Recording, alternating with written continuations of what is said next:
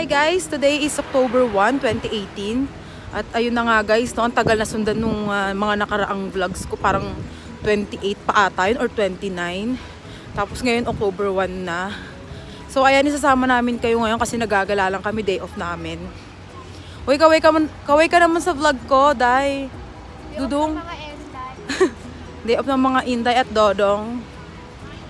So ayun, ngayon pupunta lang kami sa bilihan ng mga dessert. Wala nga, sarado. Pero sarado daw.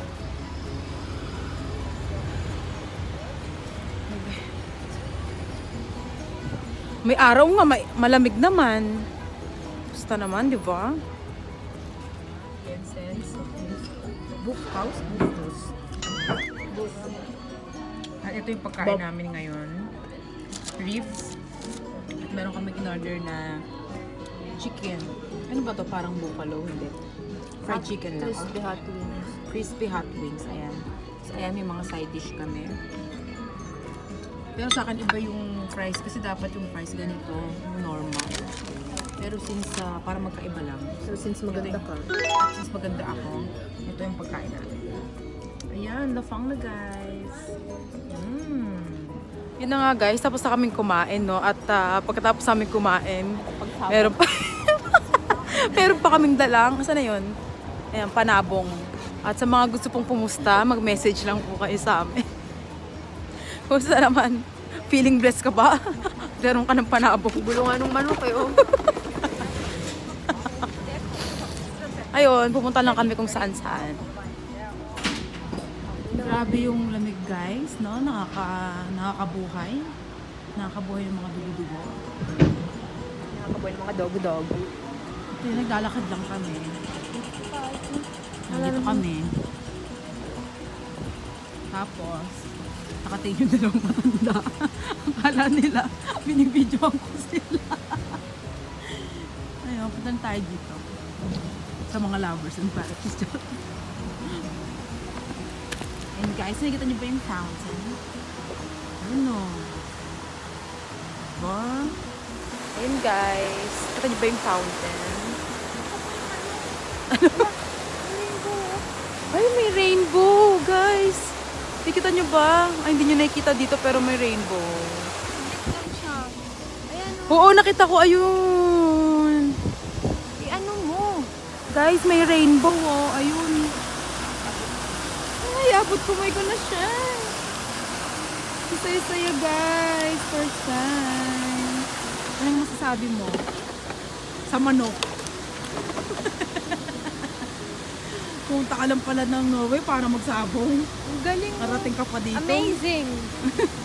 Amazing. See the light? See the rainbow there? There. Ayan guys. Yung rainbow. So, ayun. Sobrang lamig po. Ano? Picturean kita. Usog ka dun. Sige. Ayun guys. Lalakad-lakad lang kami. At naghahanap ng makakainang matamis.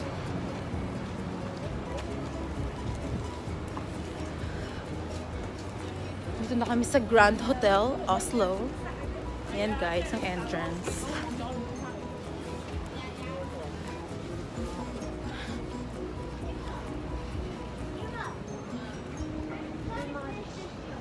Punta tayo dito. Magkano? Apat isang daan. Ay, oo nga guys, ang mura. Mura ng chocolate.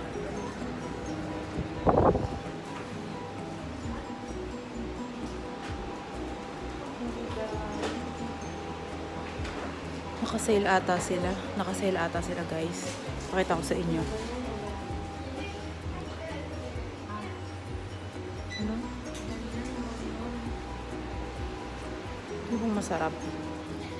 Hi guys, dito kami sa Deli de Luca at ito yung mga dessert. Mamili tayo guys.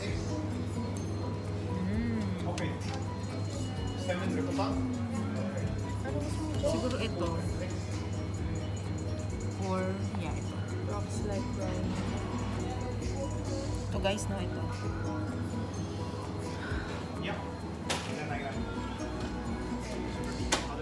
Ay naku guys, alam niyo kung nasaan kami? Dito na naman kami sa bilihan ng mga toys. Toys niya.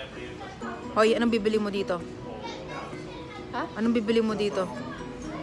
Buong tindahan. Nababaliw kasi siya dun sa Nintendo Switch. At ito ang gusto niya, bilhin lahat ng laruan. Kita nyo ba yan? Yan, yung mga yan. Mga addict. Ako wala akong hilig sa mga laruan, yung mga PlayStation, ito. Mga PS4, yan, wala guys. Pero plano kong bilhan yung kapatid ko sa Pinas kasi feeling ko naman magugustuhan niya. So ayun na nga.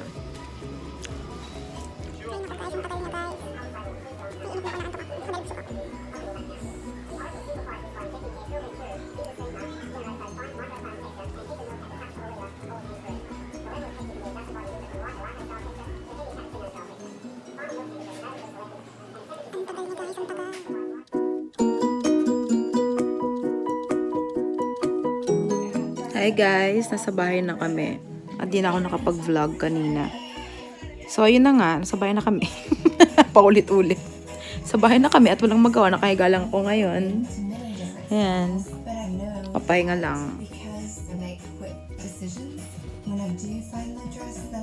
At manonood kami ng movie mamaya. Anong movie papanoorin natin? Diligan mo ang aking talon.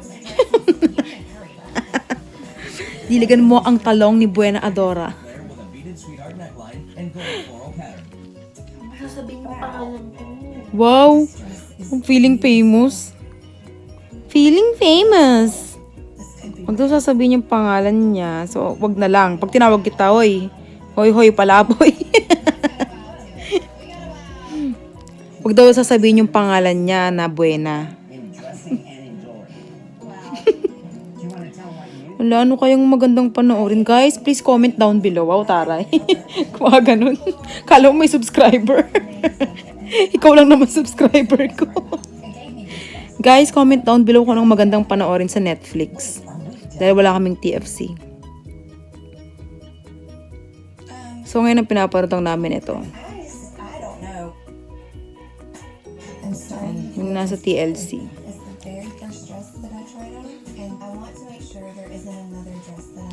Hi guys!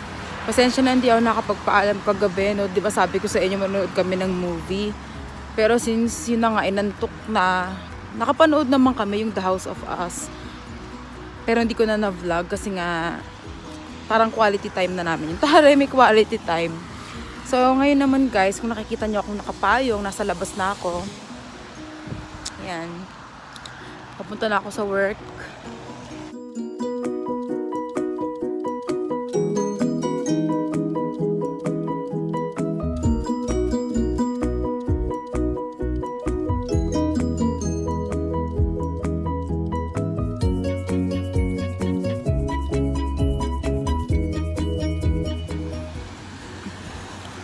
Gumising lang kami ng maaga kasi may pipick upin ako sa city. Tapos mamaya papakita ko sa inyo kung ano yung kinuha ko sa city.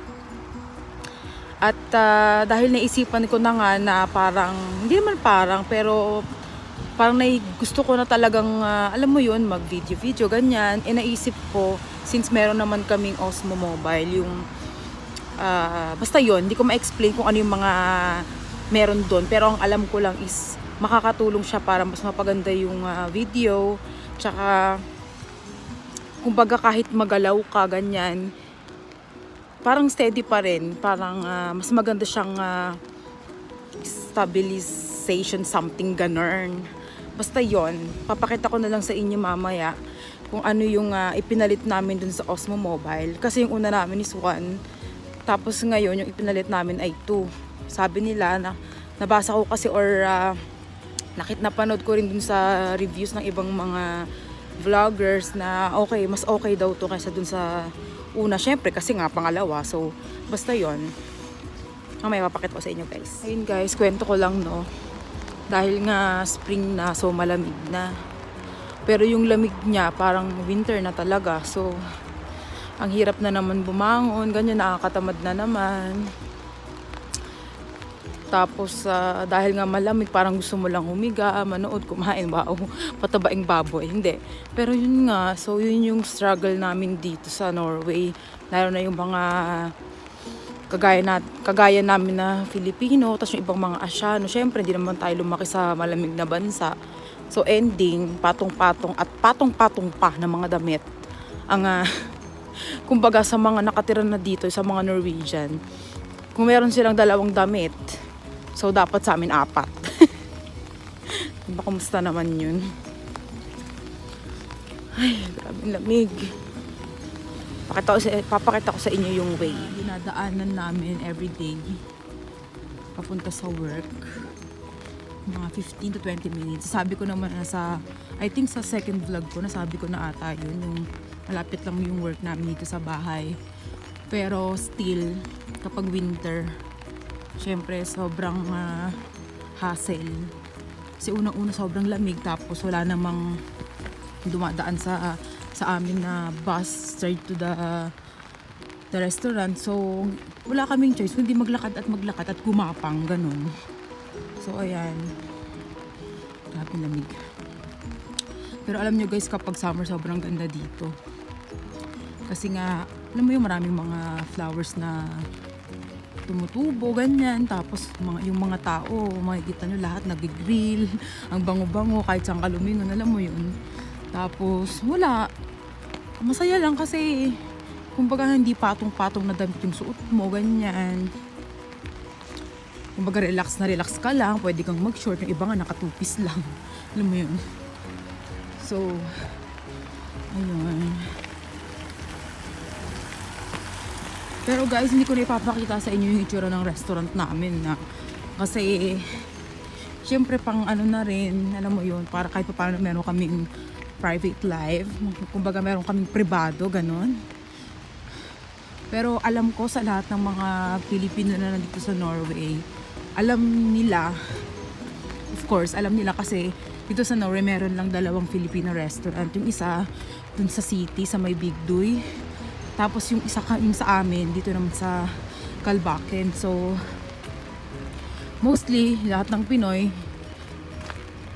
pupunta sila sa amin kapag weekend, ganyan. Or yung iba, tumatawag, yung message, kung ano yung order nila, ganun. So, ayun, nakwento ko na, di ba? Ang layo-layo na sa topic natin kanina. O, basta yun. Basta nakwento ko lang sa inyo.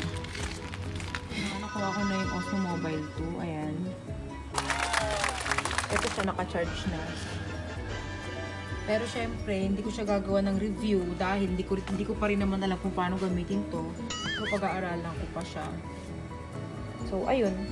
Maybe gagawa ko siya ng separate video. Pero sa ngayon, papakita ko lang muna sa inyo kung anong itsura niya. So, ayan.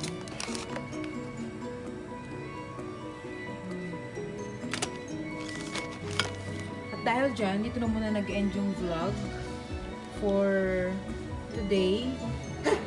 So, see you on my next vlog. Okay, magbabay ka na sa vlog ko.